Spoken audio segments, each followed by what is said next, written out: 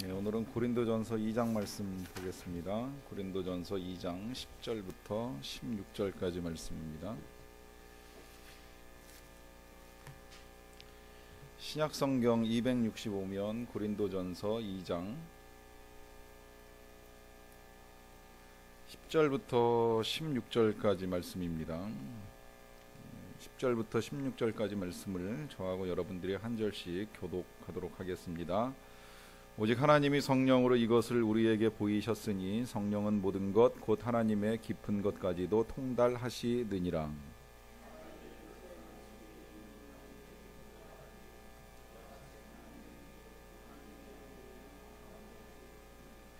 우리가 세상의 영을 받지 아니하고 오직 하나님으로부터 온 영을 받았으니 이는 우리로 하여금 하나님께서 우리에게 은혜로 주신 것들을 알게 하려 하심이라.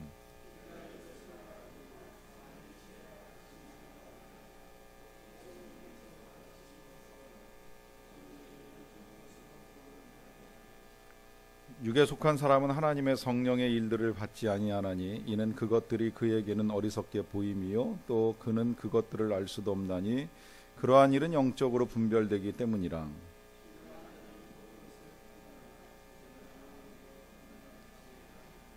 같이 읽습니다. 누가 주의 마음을 알아서 주를 가르치겠느냐? 그러나 우리가 그리스도의 마음을 가졌느니라. 아멘. 우리가 지난 시간까지는 그 성자 예수 그리스도에 관해서 함께 말씀을 봤고요. 이제 오늘 성령에 관한 이야기인데 처음에는 그 한 주 분량으로 준비를 하다가 도저히 한 주 갖고 이 성령을 우리가 다 안다라고 하는 것이 좀 무리다 싶어서 일단 다음 주까지 두 주에 걸쳐서 성령님에 관한 이야기를 좀 해보려고 하고 있습니다. 우리 예수님께서 부활하시고 승천하실 때 크게 제자들에게 두 가지 약속을 하셨는데 무슨 약속인지 아시죠? 하나는 재림에 대한 약속을 하셨고요. 그 다음에 또 하나는 성령에 대한 약속을 하셨습니다. 내가 아버지께로 가면 너희에게 이제 보혜사가 올 것이라고 하는 약속을 하셨는데 약속의 말씀이 뭐 복음서마다 또 사도행전에 조금씩 좀 다르게 나타나기는 합니다만은 우리가 알고 있는 그 약속의 말씀 가운데 그 마태복음 28장에 보시게 되면 이제 맨 마지막에 예수님이 그런 말씀을 하시잖아요. 하늘과 땅의 모든 권세를 내게 주셨으니 너희는 가서 모든 족속으로 제자를 삼아 뭐 아버지와 아들과 성령의 이름으로 세례를 주라 하는 말씀 어렴풋이 기억하시리라고 생각을 합니다. 자, 여기서 예수님이 무슨 말씀을 하시냐면 권세를 말씀하세요. 그 권세가 예수 그리스도께 있다고 말씀을 하십니다. 하늘과 땅의 모든 권세를 내게 주셨으니 이때 내게는 예수님께 있으시단 말씀이죠. 그런데 이제 너희는 가서 뭐 제자 삼고 세례 주고 뭐 이제 가르쳐 지키게 하라 이제 이런 부탁하시잖아요. 그러면 이제 우리가 생각해 봐야 될 것, 권세는 예수님이 가지고 계시고 우리는 그냥 가서 제자 삼고 가르치고 지키게 하면 되는가? 뭔가 좀 이상하지 않으세요? 권세는 예수님이 가지고 계시는데 우리는 그냥 가가지고 전하고 제자 삼고 지키게 한다. 할 수 있을까요? 없을까요? 절대 할 수 없습니다. 이 권세가 우리에게 부여되지 아니하는 한 우리의 힘으로 가르치고 우리의 힘으로 지키게 한다? 할 수 없어요. 가장 강력한 증거가 제자들 보면 그래요. 제자들이 예수님께 3년을 배웠고 부활하신 예수님 만났지만 그들이 할 수 있었던 건 아무것도 없습니다. 그냥 다락방에 숨어서 부활하신 예수님 만났음에도 불구하고 또 숨어서 두려워 떨고 있고요. 또 갈릴리에 가서 고기 잡고 생계를 책임져야 되는 일을 하고 있지 그때까지 제자들이 한 일은 아무것도 없어요.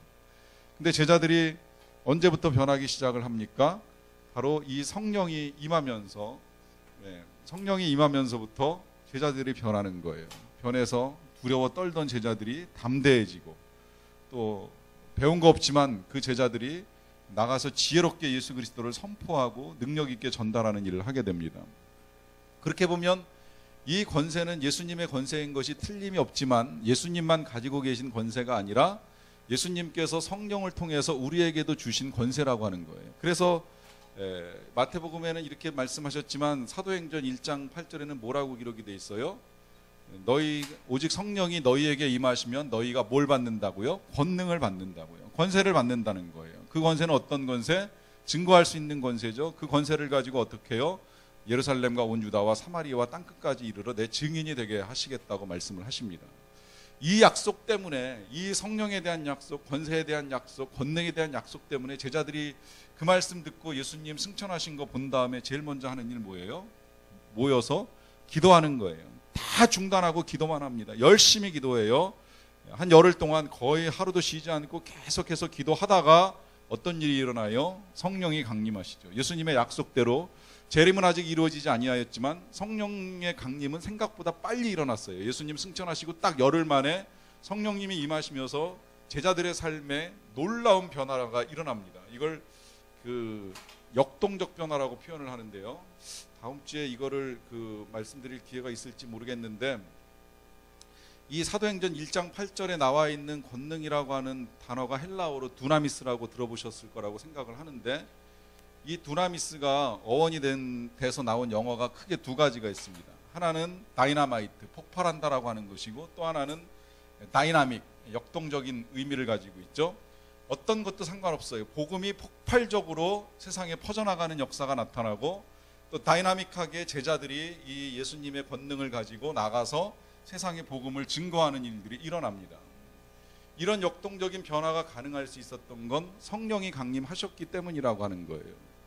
그래서 이제 이 성령에 대해서 배우는 일이 실은 우리에게 참 중요합니다. 계속 사도신경 고백 자체가 다 중요하기 때문에 사실 중요하지 아니한 건 없는데, 이 성령의 중요성에 비하면 사실은 우리가 고백할 때 성령에 대한 고백은 너무 짧아요. 예수님에게 대해서는 이제 사도의 탄생부터 시작해서 십자가 고난, 그리고 그다음에 이제 죽음, 부활, 승천, 재림까지 다 하는데, 성령님은 딱 한 문장이잖아요. 나는 성령을 믿으며. 물론 이제 성령에 의해서 교회도 믿고 교제도 믿고 몸의 부활과 영생까지 다 믿기는 합니다만은, 어쨌든 너무 짧은 고백이다 보니까 이 성령에 대해서 우리가 충분히 공부하고 이해할 시간이 많지는 않지만, 그러나 결코 소홀하게 여겨서는 아니 됩니다. 왜냐하면 이제 또 중요한 이유가 있어요. 지금 우리가 살고 있는 시대는 엄밀하게 이야기하면 성령의 시대입니다. 원래 구약은 성부 하나님께서 일하셨던 시대인 거 알고 계시죠? 그 다음에 복음서의 시대는 예수님의 시대이고요. 그 이후에 사도행전의 성령 강림 이후로 오늘날까지는 성령의 시대예요. 우린 지금 성령의 시대에 살고 있어요. 구약시대 사람들은 하나님과 직접 대면해 봤어요. 복음서 시대의 사람들은 예수님과 사람들이 직접 만났어요. 우리는 사실 직접 하나님을 만나는 사람도 없고 예수님을 본 사람도 없어요. 그러나 우리가 누구의 도움을 받느냐면 성령의 도움을 받아요. 성령의 감동, 성령의 말씀, 성령의 역사, 성령의 능력을 가지고 우리는 살아가고 있는 이 성령의 시대의 사람들이라는 거예요. 신약 성령 강림 이후에 하나님은 성령을 통해서 역사를 하십니다. 성령과 함께. 그런데 이 성령에 대한 이야기를 하는 것이 쉽지는 않았어요. 오랫동안 2000년 역사, 예수님 승천 이후의 역사를 가지고 있음에도 불구하고 성령에 대한 이야기를 하는 것이 쉽지는 않았습니다. 왜냐하면 성령은 아까 말씀드린 대로 권능도 있고 권세도 있고 한데, 이 권능과 권세가 어떻게 나타나냐면 신비하게 나타나요. 사실 기독교 신앙 자체가 신비이기는 한데, 신비하게 나타나서 성령이 강림할 때 놀라운 능력, 우리가 평소에 태어나면서 갖지 못했던 능력들이 나타납니다. 가장 기본적으로 방언하신 분들은 아시겠지만, 방언은 우리가 배운 언어가 아니에요. 성령이 우리에게 할 수 있도록 도와주셔서 하게 되는 언어예요. 그리고 거기서 또 어떤 사람은 방언을 통역하는 능력도 가지게 되고요. 또 어떤 사람은 성령의 능력을 힘입어서 다른 사람의 일들을 예언해 주는 일을 하게 됩니다. 어떤 사람은 병을 고치고, 어떤 사람은 지혜의 말씀을 가지고 가르치는 일도 할 수 있고, 또 지식의 말씀의 은사를 받아서 가르치는 일도 할 수 있고, 여러 가지 능력이 나타나기 때문에 신비해요. 신비한 것까지는 문제가 없는데, 이 신비한 거를 풀어나가려다 보면 자칫 잘못하면 어떤 현상이 생기냐면 신비주의에 빠집니다. 그래서 오직 이 신비한 것만을 추구하는 현상들이 시대마다 한 번씩 이렇게 튀어올랐던 적이 있어요. 그런데 하나님이 우리에게 주신 것은 분명히 여러 가지가 있습니다. 우리는 신앙도 가지고 살아가지만 분명히 하나님이 우리에게 허락하신 이성도 있고 또 의지도 있고 감정도 있어요. 이 신앙이라고 하는 것 때문에 나머지는 다 필요 없다, 절대 이렇게 말씀하지 않으셨어요. 이 우리의 이성, 우리의 의지, 우리의 감정이 이게 하나님을 닮아서 하나님의 형상대로 우리에게 주신 것이기 때문에 우리는 살면서 이성과 의지와 감정을 다 사용해야 되거든요. 아이들을 가르치는데 지적으로만 가르쳐봐요. 아이의 감성이 무뎌지면 아이가 거칠어집니다. 또 아이에게 이성과 감정은 가르쳐주는데 의지적인 행동을 가르쳐주지 못하면 아이는 끝내 자기가 결정하고 판단한 일을 못하면서 커갈 가능성이 큽니다. 이 모든 것들이 하나님의 형상으로 우리가 다 가지고 있어야 되는데, 이 신앙이라고 하는 것이 신비주의에 빠져가지고 이성을 무시하게 되면 어떤 현상이 나타나냐면, 예를 들어서 이런 거예요. 이 신비한 능력에만 의지하면서 병원도 무시하고 약사도 무시하고 의사도 무시하고 다 무시하다가 계속 기도만 하다가 사람을 죽이는 결과를 갖고 오게 될 수도 있다는 거죠. 사실 머리 아플 때 간단하게 그냥 두통약 한번 먹으면 될 일을 가지고 이성적으로 풀어갈 수 있는 것도 오직 신비주의에 매달려 있다가 풀지 못하는 어려움에 빠질 수도 있다라고 하는 것이죠. 그런 면에서 이 성령이 신비주의로 빠질 수 있는 가능성이 이제 워낙 크다 보니까 자꾸 연구를 하다가 이제 덮어왔던 경향들이 있어요. 그렇지만 덮을 수는 없는 것이, 분명히 예수님께서 우리에게 약속하셨고 우리는 성령의 시대에 살고 있기 때문에 이 성령에 대해서 이제 분명하게 이해를 해야 될 필요가 있는데, 신비주의에 빠졌던 또 하나의 이유가 뭐냐면 이 성령에 대한 잘못된 이해가 자꾸 우리가 성령의 그 상징들을 통하여서 성령을 물질로 보는 견해를 가지고 왔었다는 거예요. 그래서 제가 여기 성령의 상징을 일단 먼저 몇 개를 좀 열거를 해놨는데요. 일단 그거 잠깐 보고 말씀 더 드릴게요. 일단 성령의 상징으로 제일 먼저 사용되는 것이 그 에스겔서 같은 데 보시게 되면 생기라고 하는 표현, 그 다음에 호흡이라고도 하고요, 기운이라고도 표현하고, 번역에 따라서 조금씩 차이가 날 뿐 실은 거의 다 히브리어로는 루하흐, 헬라어로는 푸뉴마를 번역한 것이라고 보시면 되는데, 이런 것들 숨결로 번역된 데도 있어요. 그 다음에 이제 사도행전 2장 2절에 보시게 되면 급하고 강한 바람 같은 것이 임하였다라고 하는 말씀 있고요. 그 다음에 마태복음 3장 16절에서 예수님께서 세례를 받으실 때 성령이 뭐같이 내리신다 그래요? 비둘기같이 내리신다고 하는 거 들어보셨을 거예요. 그 다음에 또 하나 누가복음 24장 49절에 보시게 되면 예수님께서 거기선 또 다르게 말씀하셨어요. 뭐라고 말씀하셨냐면, 너희에게 능력이 입혀질 때까지 이 성에 머물러 있으라. 거기서 능력으로 성령님을 말씀하셨는데, 그 능력이 입혀진다라고 하는 표현을 사용하다 보니까 이게 이제 옷하고 연관이 돼가지고 우리나라 사람들이 기도할 때 성령의 두루마기를 입혀달라, 이제 이렇게 표현을 사용을 했죠. 이 표현이 그 구약의 스가랴서에 나오기는 나와요. 그래서 이 능력의 두루마기를 입고 스가랴가 예언하는 것을 이제 볼 수는 있는데, 이와 같이 표현된 일이 있고요. 또 그 다음에 에스겔 47장 1절에 보시게 되면 성령이 물로 나타납니다. 성령이 물로 나타나는데, 이제 성령이 물로 나타나는 건 기왕이면 나왔으니까 이제 두 개로 보셔야 되는데, 하나는 제어하는 능력이에요. 여기 에스겔서에 나타난 능력이 이제 주로 제어하는 능력으로, 처음에 이제 에스겔 성전 안에, 에스겔이 환상 중에 본 성전 안에 물이 발목까지 찼다가 무릎까지 찼다가 허리까지 찼다가 이제 목까지 차오르면서 성령이 그 성전 안에 가득하게 이제 넘치게 되고, 결국 물이 넘치면 넘칠수록 사람들은 물에 의해서 제어를 받기 때문에 성령에 의해서 제어받는 그 영적 상태를 이와 같이 이제 그림 언어로 표현했다고 보시면 되는데, 근데 예수님은 이걸 좀 또 다르게 표현하셨죠. 성령을 생수로, 다른 말로 하면 이제 샘물로 표현하시면서 누구든지 나를 믿는 자는 그 배에서 생수의 강이 흘러나리라 하면서 이와 같은 물로서 성령을 우리에게 이해시켜준 표현도 있고요. 그 다음에 사도행전 2장 그 성령 강림 사건 읽어 나가다 보면 아까는 이제 급하고 강한 바람 같은 거라고 말씀하셨는데, 그 밑에 조금 더 읽어 나가다 보면 하늘에서 불에 혀 같은 것이 임하였다라고 표현을 하죠. 그래서 성령을 불로 표현하는 경우도 있습니다.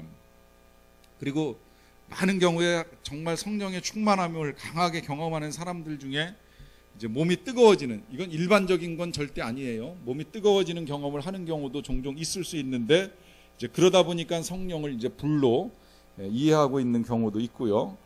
그 다음에 이제 누가복음 4장 18절에는 그 이사야서 말씀을 인용해서 예수님이 하나님께서 기름을 부으사, 내게 기름을 부으사 가난한 자에게 복음을 전파하며 할 때 이 기름이 성령으로 표현된 경우가 있고요. 그 다음에 이제 마지막 스가랴서 10장을 보시게 되면 우리 찬송가에서 성령 강림절에 제일 많이 부르는 찬송가 하나 있죠. 빈들의 마른 풀같이 은혜의 담비 내린다 할 때 성령을 비로 표현하는 경우가 있습니다. 보시게 되면 이 모든 것들이 대부분 다 물질입니다. 그런데 이제 여기서 우리가 빠지기 쉬운 착각이 바로 이거라는 거예요. 이게 물질이다 보니까 마치 성령을 물질로 자꾸 생각하는 경향들이 있어요. 이건 어디까지나 상징이지 절대 성령은 물질이 아닙니다. 물질이어서 누구에게 채워지고 누구에게서 소멸되고 빠져나가고 이런 물질이 아니라는 거예요. 누구에게서 가득 차기도 하고 누구에게서 비기도 하는 그런 물질이 아니라는 거예요. 이건 어디까지나 우리가 성령을 이해하는 데 있어서 좀 이해하기 쉽도록 하나님께서 다양한 표현들을 통해서 우리에게 가르쳐 주신 것이지, 정확하게 말씀을 드리면 성령은 인격적 특성을 가지고 있습니다. 그래서 이제 조금 있다가 우리가 인격적 특성에 대해서 왜 성령님이 하나님이 되시고 성령님이 인격을 가지고 계시는가 하는 걸 보기는 보겠습니다만은, 그 전에 이제 먼저 성령님께서 가지고 계신 이름을 보는 것으로 이제 본격적으로 이제 성령님을 좀 정리를 해 나갈 텐데요. 먼저 성령의 가장 기본적인 이름은 주입니다. 주. 우리 예수님을 주라고 표현했던 것처럼 성령님을 향해서도 우리가 주라고 하는 표현을 사용을 할 수가 있어요. 그래서 고린도후서 1장 17절을 보시게 되면 주는 영이시다 하는 이 주 예수 그리스도와 영 성령이 이제 동일시되고 있습니다. 그래서 주의 영이 계신 곳에 자유가 있다는 말씀이 있고요. 그 다음에 성령은 하나님과도 동일시 되는데 사도행전 5장 3절 4절을 보시면 사건은 그렇죠. 아나니아와 삽비라가 땅을 팔았어요. 교회 헌금하려고 땅을 팔았는데 처음엔 땅값 다 드리려고 맘먹었다가 이제 생각이 바뀌어가지고 땅을 판 돈의 일부를 숨기고 일부를 교회로 가지고 오죠. 그걸 보고서 베드로가 하는 말씀입니다. 아나니아야, 어찌하여 사단이 내 마음에 가득하여 네가 성령을 속이고 땅값 얼마를 감추었느냐. 이제 여기서 성령이라고 표현을 하는데요. 그런데 그 뒤에 이어지는 말씀, 땅이 그대로 있을 때에는 네 땅이 아니며 판 후에도 네 마음대로 할 수가 없더냐. 어찌하여 이 일을 내 마음에 두었느냐. 사람에게 거짓말한 것이 아니요 누구에게? 하나님께로다. 앞엔 뭐라고 이야기했어요? 성령이라고 이야기했죠. 뒤엔 뭐라고 이야기했어요? 하나님께로다 라고 말씀했어요. 여기서 우리가 볼 수 있는 거, 성령은 곧 하나님이시다라고 하는 거예요. 그렇게 보면 성령을 성령이라고 부르는 것도 실은 불경한 겁니다. 우리가 하나님을 하나라고 안 부르고 하나님이라고 부르죠.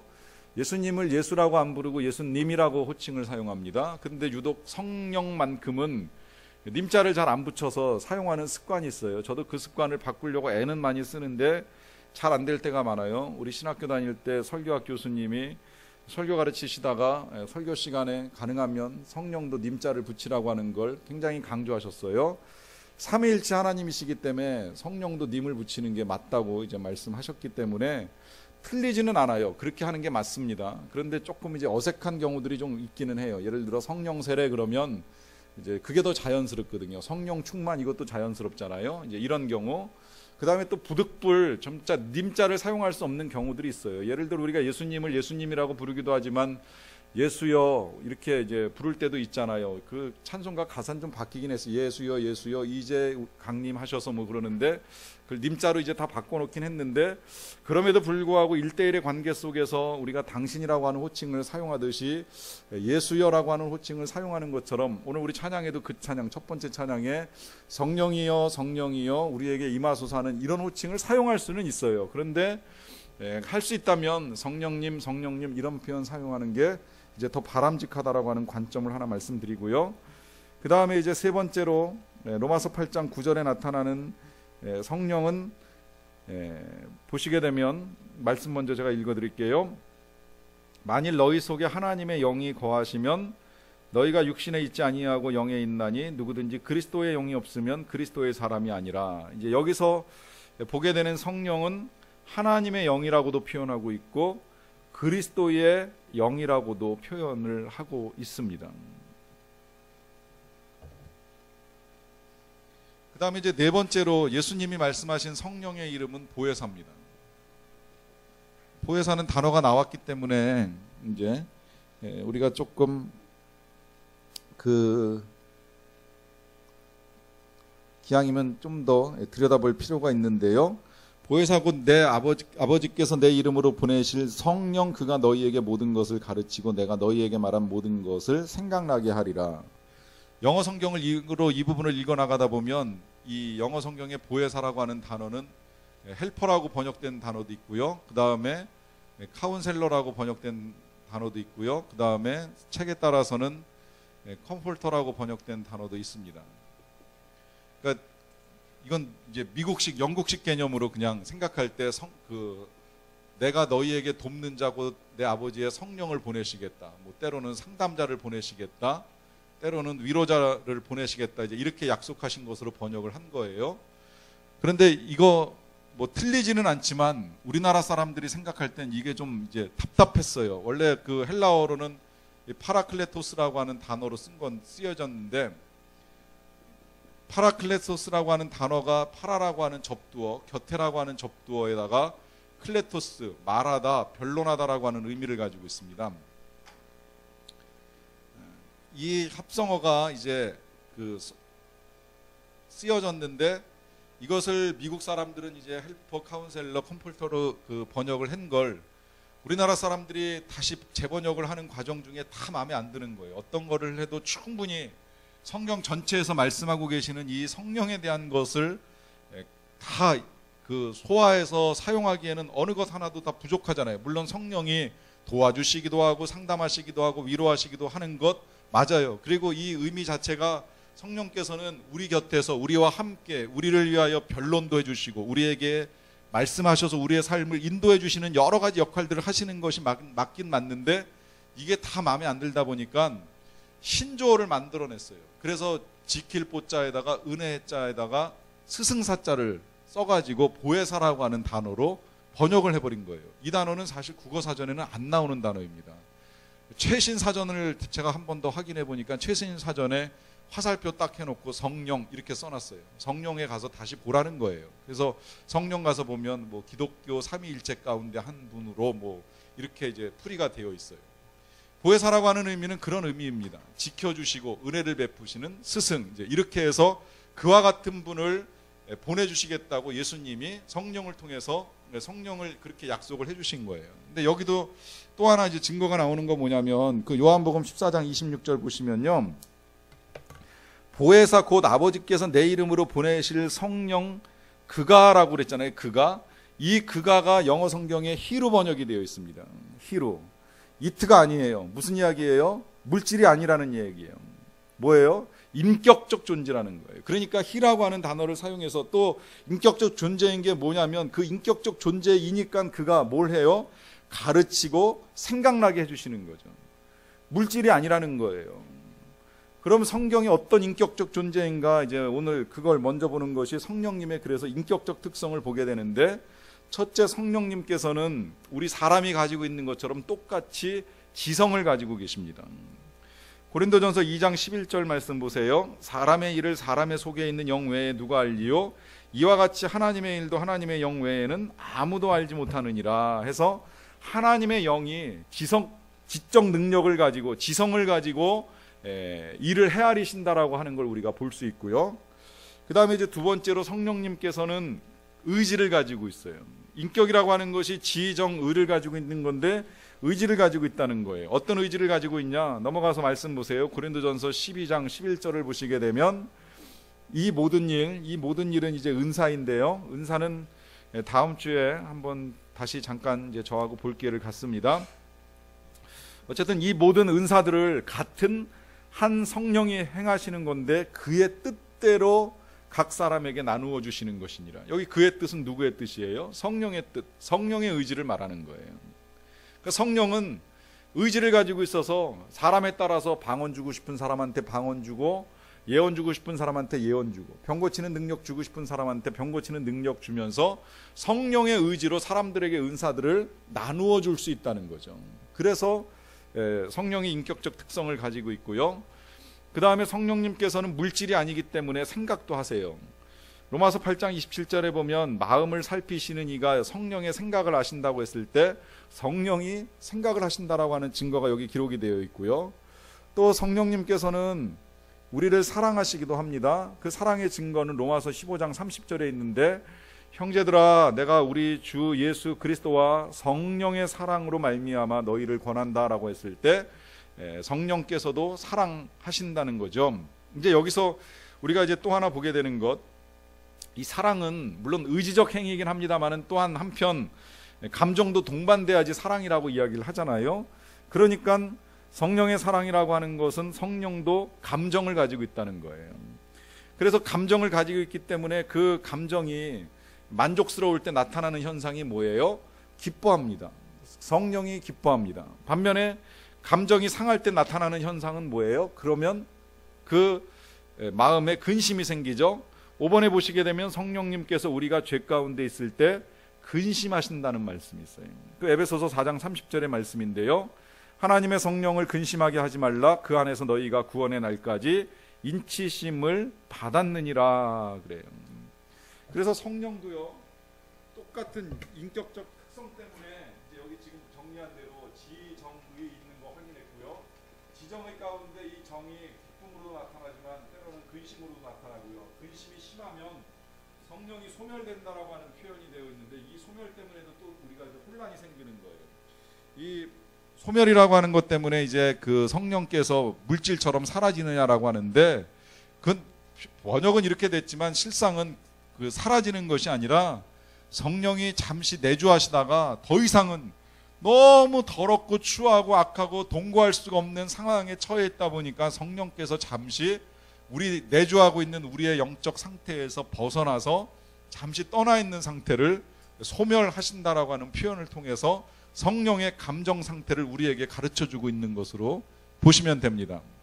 이와 같은 지금 성령이 인격적 특성을 가지고 지, 정, 의를 가지고 있다라고 하는 것이 여기까지만 이해하고 있는 것이 중요한 것이 아니라, 아까 우리가 그런 서론을 시작을 했죠. 서론을 처음에 배울 때 예수님께서 우리에게 약속하신 권세, 그 권세가 곧 성령이고 성령을 통해서 우리에게 권능이 임한다고 말씀을 드렸는데, 그럼 성령이 우리에게 내주하셔가지고서 권세를 주셨을 때 그 권세는 단순히 신비한 능력만을 행하는 것일까요? 아니라는 거예요.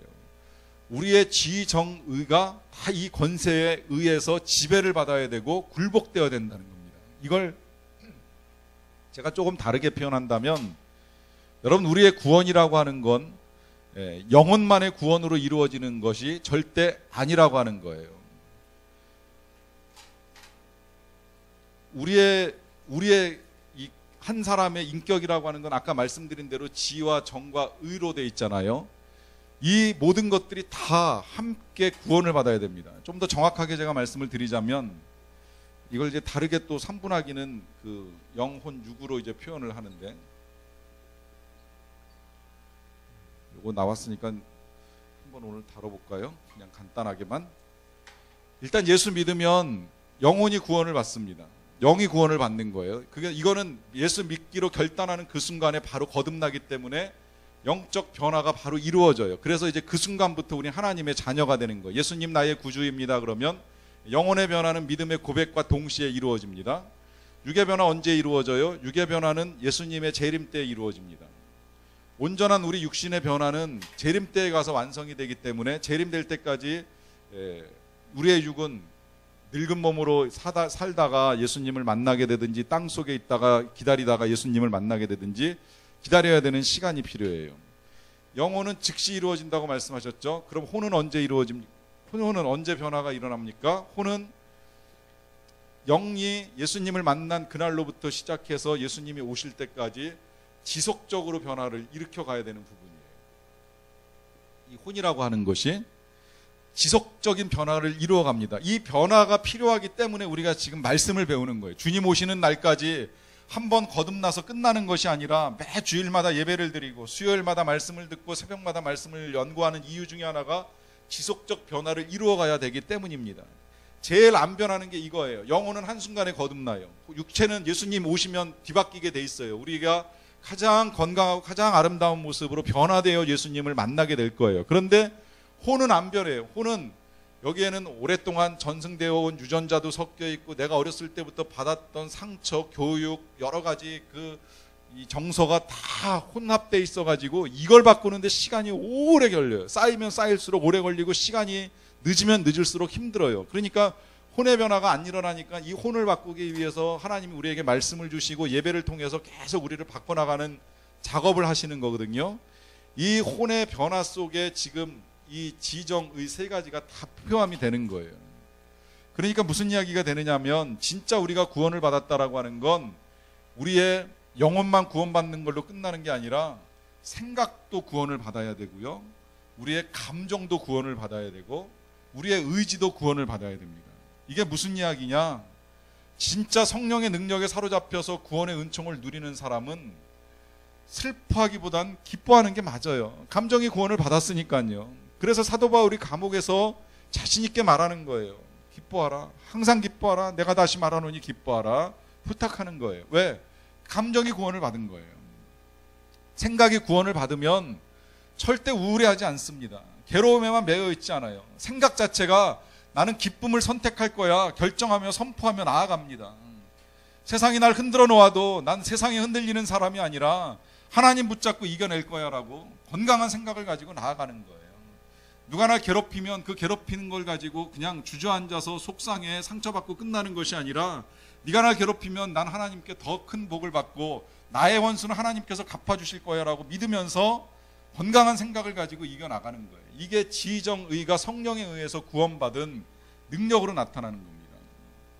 그래서 여러분 아셔야 될 건 뭐냐면 이 성령이 나와 함께 계신다라고 하는 이건 우리가 전인적으로 경험이 되어야 되는 것이고 그리고 결국 우리의 변화도 전인적으로 이루어져야 되는 거예요. 영혼육이 변화해야 되고 또 우리의 혼에 있어서 지정의가 다 함께 변화되어져 갈 때 여러분 생각해 보세요. 교회 열심히 다녔는데 신앙생활 열심히 한다 그랬는데 맨날 짜증내고 비판하고 욕하고 하는 사람 보고 우리가 성령 충만하다고 말해요 안 해요? 못하지요. 이유는 뭐예요?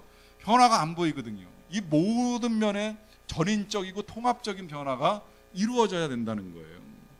그래서 성령님이 그걸 도와주기 위해서 성령님이 가지고 계신 지정의를 그대로 우리에게 전해주셔서 우리가 이 성령에 굴복하고 성령의 충만함을 입으면 지성은 당연히 지혜롭게 변화가 되겠지요. 감정은 늘 기쁨 충만하게 살아가고 의지는 이제 하나님께서 원하시는 선택들만 하며 나아갈 수 있게 되는 겁니다.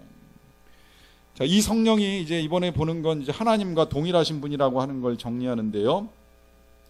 이 부분은 이제 우리 인간하고는 다르게 또 이제 하나님만 가지고 계신 이제 고유의 특성이라고도 할 수 있겠는데요. 우리가 도저히 따라갈 수 없는 그 특성인데 그 첫 번째가 이제 하나님의 영원성이죠.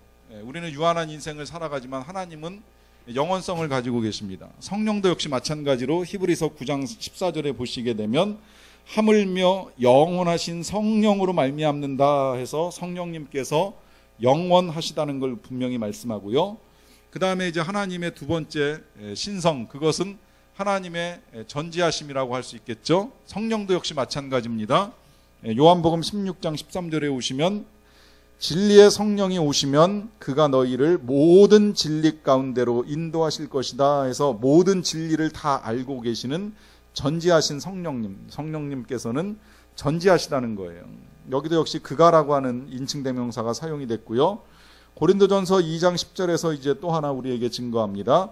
오직 하나님이 성령으로 이것을 우리에게 보이셨으니 성령은 모든 것 곧 하나님의 깊은 것까지라도 통달하시느니라 해서 성령님이 모든 걸 알고 계시는 걸 이렇게 말씀하고 있습니다. 그 다음에 이제 하나님의 세 번째 신성이 뭐예요? 세 번째 신성은 하나님의 전능하심이라고 할 수 있겠죠. 모든 것을 하실 수 있는 능력. 그 대표적으로 나타난 능력이 뭐냐면 천사가 대답하여 이르되 누가복음 1장 35절이요. 천사가 대답하여 이르되 성령이 내게 임하시고 지극히 높으신 이의 능력이 너를 덮으시리니 이러므로 나실 바 거룩한 이는 하나님의 아들이라 일컬으리라. 예수님이 어떻게 태어나세요? 성령의 능력으로 태어나시죠. 이건 우리가 사도신경 신앙고백 제일 먼저 배울 때 고백했던 것이고 또 배웠던 거예요.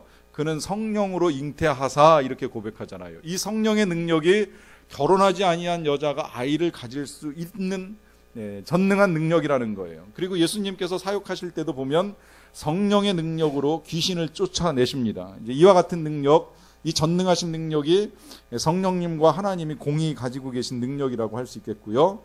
그 다음에 이제 네 번째로 성령님, 이 하나님이 또한 가지고 계신 신적 능력이 무소부재하심입니다. 무소부재. 아니 계신 곳이 없는 그 능력. 그걸 시편 139편 7절과 8절에서는 이렇게 고백하죠. 내가 주의 영을 떠나 어디로 가며 주의 앞에서 어디로 피하리이까? 내가 하늘에 올라갈지라도 거기 계시며 스올에 내 자리를 펼지라도 거기 계시니이다 해서 여기 하나님의 영을 떠나 성령을 떠나 갈 수 있는 곳이 없다고 하는 표현을 통해 성령님의 무소부재하심을 분명하게 말씀을 합니다. 자, 그러면 이제 여기서 하나 우리가 또 풀고 넘어가야 될 문제가 구약시대에도 그럼 성령님이 계셨냐? 성령님이 사역을 하셨냐? 여러분 구약시대라고 해서 성령님이 전혀 존재하지 않으셨던 건 아니잖아요. 이 삼위가 일체이기 때문에 실은 하나님의 사역 가운데 성령님이 늘 동행하시지요. 두드러지게 나타나지 않았을 뿐이라고 하는 것이죠. 그래서 천지 창조 때 보면 하나님의 영이 수면에 운행하시는 거 우리가 볼 수 있고요. 또 순간순간마다 이제 개인적으로 강림하시는 하나님의 영을 보게 됩니다. 예를 들면 모세가 기도할 때 나타났던 성령이 있고요. 또 모세가 기도할 때 성령의 강림 받으니까 그 주변에 있다가 함께 영을 받은 사람들도 있고요. 한때는요 사울도 성령의 능력을 힘입어서 예언을 했던 적이 있어요. 사울 왕이. 그와 같은 일들이 개별적으로는 일어났었습니다. 그런데 공동체적으로 오늘날과 같이 전 세계적으로 성령의 큰 역사가 나타나는 건 예수님 승천 이후에 오순절 이후에 나타난 현상이라고 하는 거예요. 이제 그래서 구약시대의 성령은 개인적이라면 신약시대의 성령은 이제 교회적이라고 하는 것으로 봐서 우리가 성령의 강림과 이어서 이 교회에 대한 신앙 고백을 하게 된다고 볼 수 있습니다. 이제 그 다음에 또 하나 하나님의 신성 가운데 가장 강력한 또 신성이 하나님의 창조성이라고 할 수 있는데 이 창조성이 성령 안에서도 그대로 드러납니다. 욥기 33장 4절에 보시면 하나님의 영이 나를 지으셨고 전능자의 기운이 나를 살리셨다 하는 고백이 있고요. 또 시편 104편 30절에 보시게 되면 주의 영을 보내어 그들을 창조하사 지면을 새롭게 하시나이다 라고 하는 말씀을 통해서 하나님의 영인 성령이 창조의 능력을 가지고 계시는 것을 우리로 확인할 수 있게 해줍니다. 그런데 여기서 이제 우리가 오늘 결론으로 봐야 되는 이 성령의 창조성은 그냥 단순히 창조 사역에 동역하셨던 삼위일체 하나님의 한 분으로서의 창조로 보시면 절대 아니 됩니다. 한때 사람들이 그 세상이 하도 엉망이 되다 보니까 하나님의 존재를 의심하면서 하나님께서 이 세상을 만들어 놓고 손 떼신 거 아닌가 이렇게 생각했던 적이 있어요. 그래서 세상은 그냥 세상대로 굴러가면서 점점 더 악해지고 하나님은 그냥 방관하고 계시는 거 아닌가 이런 생각을 가졌었는데 여러분 절대 그렇지 않습니다. 하나님은요 이 세상을 끝없이 재창조하기 위해서 굉장히 애쓰시는 분이에요. 한번 만들어 놓고 손 떼내시는 분이 아니라 실제로 보면 아담 시대만 보더라도 아담의 범죄 이후에 이 아담의 범죄가 가인에게 바로 연결이 됐잖아요. 그렇다고 하나님이 손 떼신 것이 아니라 그 다음에 셋이라고 하는 아들, 하나님께서 이 아담의 가문에 또다시 셋이라고 하는 하나님의 자녀를 두셔서 새롭게 창조의 역사를 써가시려고 했어요. 그랬는데 시간이 흘러가면서 이 셋의 후손하고 가인의 후손, 이게 성경에 표현되기를 하나님의 아들들과 하나님의 아들들이 사람의 딸들과 이제 교제하게 되면서 사람들이 더 악해지는 거죠. 그러다 보니까 하나님이 노아를 통해서 다시 새 창조의 역사를 써갑니다. 그래서 이전에 사람들은 다 홍수로 쓸어버리시고 난 다음에 노아와 함께 재창조하시는 거예요. 노아의 가족들은 은혜를 경험했잖아요. 다 죽어가는 상황 속에서 자기네만 살아남았으니까 얼마나 큰 은혜예요.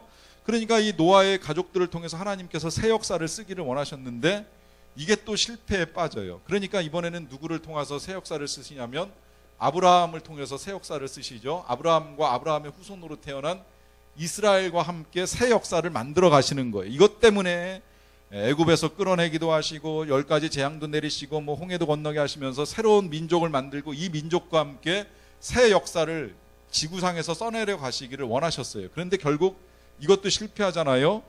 이 실패가 끝난 다음에 마지막 하나님께서 이 새 창조의 역사를 누구를 통해서 하시냐면 예수 그리스도를 통해서 합니다. 그런데 우리가 아는 대로 예수 그리스도는 이제 몸을 입고 이 세상에 오셨으니까 계속 우리와 함께 하실 수는 없어요. 그래서 예수님이 승천하시면서 예수님 대신에 보내주신 분이 바로 성령님이시잖아요. 결국 이 성령은요, 새로운 창조의 영입니다. 그러니까 새 창조의 영이라는 거예요. 그냥 단순히 하나님과 함께 천지와 만물을 창조하셨다라고 하는 것이 중요한 것이 아니라 성령은 새 창조의 영으로 새로운 창조의 역사를 이루어 간다는 거예요. 그래서 이 새 창조의 영이신 성령의 능력을 힘입게 되면 그때부터 사람이 변하고 변화된 사람이 세상을 바꾸어가는 겁니다.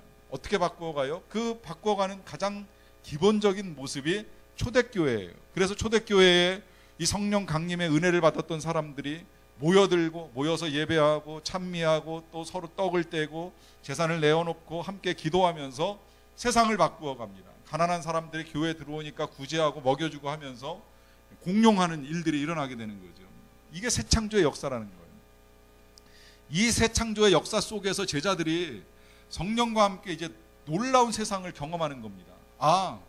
우리가 과거엔 정말 아무것도 아니었는데 세금 뜯어먹는 세리였었고 고기질하는 어부였었고 별 볼 일 없는 인생이었는데 우리가 이렇게 변화되어서 하나님의 놀라운 능력의 말씀을 선포하는구나. 더 나아가서는 그 말씀의 중심인 예수 그리스도를 증거하다 보니까 제자들의 머릿속에 무슨 생각이 들게 됐냐면 지금 우리의 이 모든 일을 가능케 하시는 성령님이나 우리가 증거하는 예수님이나 또 그 예수님을 보내주신 하나님이나 이 세 분이 다 하나이구나. 다 똑같구나. 내 안에 계신 성령, 우리가 만났던 예수님, 그 예수님을 보내주신 하나님이 다 일체이시구나. 이제 이러면서 삼위일체가 나오기 시작을 하는 거예요.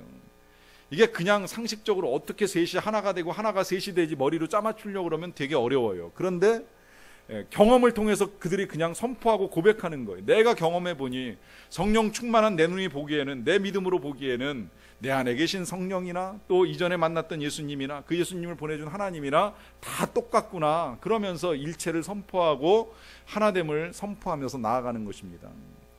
여러분, 중요한 건 이제 우리에게 있어서 적용을 해야 될 것인데요. 여러분, 우린 앞서 말씀드린 대로 지금 성령의 시대를 살아가고 있습니다.